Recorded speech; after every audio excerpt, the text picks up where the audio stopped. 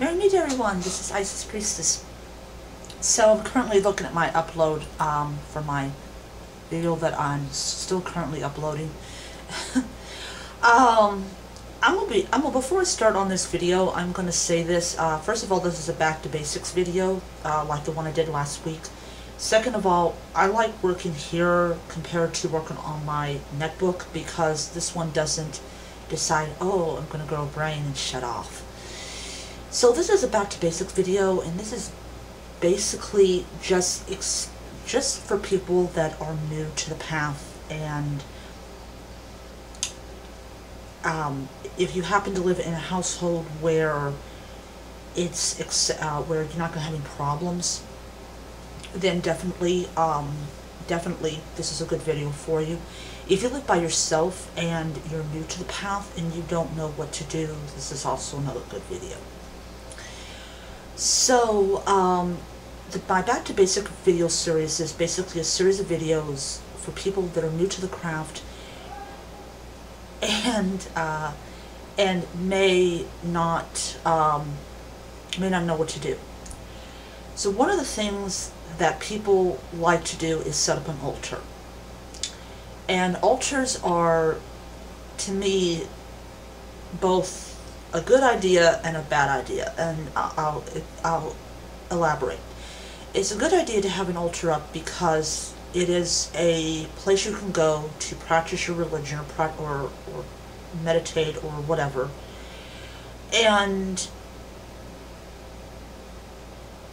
it helps you grow spiritually. But the bad part is there seems to be a competition online with how fancy is my altar, how fancy can my altar get. And it's become this ego-boosting thing that I'm pretty sure a lot of people on YouTube have noticed. Look how beautiful my altar is. My altar is better than this person's altar, yada, yada, yada. When I was going through my year and a day of study, I had what I call a candle altar. And basically it was an altar full of candles. I did have a wand, but I did not have an athame because Mom did not trust a 12-year-old girl with knives, and I understood. So she bought me a wand. It was safer. It was a very beautiful wand, and I didn't understand the purpose of it. I ended up destroying it. I'm not going into detail with that. Now that I am in my mid-30s, I understand the purpose of an altar a heck of a lot better than I did when I was 12. I did not have a god and goddess reputation. I didn't have the 4 elementals. I didn't have a pinnacle. None of that type of stuff. I was basically working with what I had, though I will tell you something. My altar was in full view of everybody that came in. I didn't give a flat rat's butt what people thought, and I still don't today. Though, take that back, I did kind of care when I was in high school what people thought about me, but when I was at home, I didn't care. And nowadays, I'm 35 years old, and I don't give a rat's ass what you think about me. This is how I am. But for those people who live at home with their parents who do accept their religious beliefs, or if you live by yourself, if you don't have a lot of money to spend on an altar items, the library, first of all, is your best bet. You can go and you can print out a god and goddess picture, which is just as good as having a statue without the high exorbitant costs. Choose a nice frame if you can afford it. Dollar Tree has some good ones. I advise you those to stay away from the ones that are flimsily made, and I've encountered them.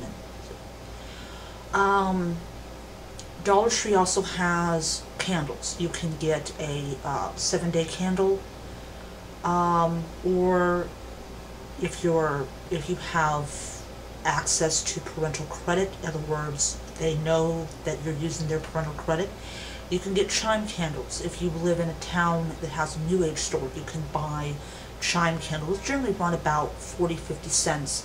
It's the holders that may be close to $2, but once you get them, they'll last you a pretty long time. The chime candle holders that I've had for about 3 years, and they have lasted a very long time. And you saw one in my Shrine to Bast.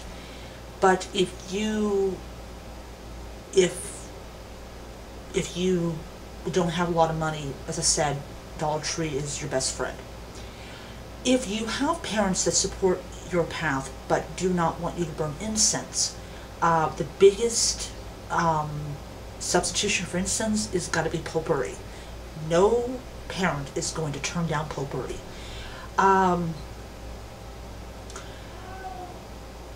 And so you can use potpourri as your air element or air representation. You have a feather, seashell for water, stones for earth,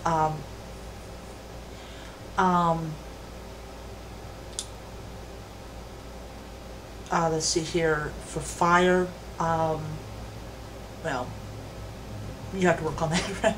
That I really don't have a proper substitution for fire. Though I do know that somebody once used a ball of red string for element of fire, and, or not string, yarn's bigger, use that. And it just ended up looking like a table full of clutter. And then of course, if you're lucky enough, you can have a pinnacle and all that. So once you have all these representations and everything, in a lot of essence, you do in fact have an altar. But those are ideas if you have little to no money for stuff for your altar. If you want an athame, you can use a butter knife. Wand, though, you can go out in nature and get it. I found some really beautiful wands on Magical Omaha, but they're a little bit too pricey, and I already have a good wand for my purpose.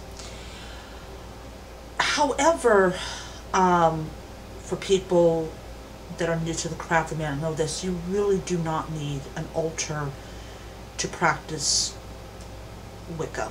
You just need yourself. The earth is the altar of Gaia, and you can be outside and have an altar. Our bodies are an altar. A great way to maintain our bodily altar is to eat right, something that I'm trying to master. But if you really want to have an altar and you have little to no money, there's a lot of people out there that are like that, then find things that represents the elements, run off images of your god and goddess, frame it in a nice frame, get your god and goddess candle. There's, down here in Louisville, they have smoke shops, and smoke shops, I discovered there's one smoke shop I went to nearly 3 years ago that actually had candles. I mean, I couldn't believe they had candles, and they have this really beautiful incense burner I want to have. But I'm probably going to go there next month and do some business in his smoke shop. And then of course, you know, there's always saving your money up. You can, if you get $25, and you get a $25 Amazon.com gift card, and you can use that to pay for things like runes or oracle cards or tarot cards, things like that. But when you're on a budget, or when you have little to no money, and they're talking about all these expensive items, it can really be overwhelming, because it's like they want you to have this, they want you to have that. And when I first started, I didn't have a lot of money. I didn't hardly have any money. Mom bought everything for me. She bought my books, she bought my incense, she bought everything. And so I know what it's like to practice a religion with little to no money. I know what it's like to rely on someone for practically everything. And it is one of those things that can be really, really annoying. But even when you live out on your own and you have a job, sometimes by the time you finish paying bills and paying your rent and buying food, you don't hardly have any money. So if you can find ways to save money, Definitely secondhand shops are a good place to go. I mean, it can be a little disheartening. It really can. Yeah. So I'm going to let you guys go. I hope that you enjoyed the video. Hope it helped you out. And I will see you guys around when my package from 13 Minutes comes in. So until next time, blessed be.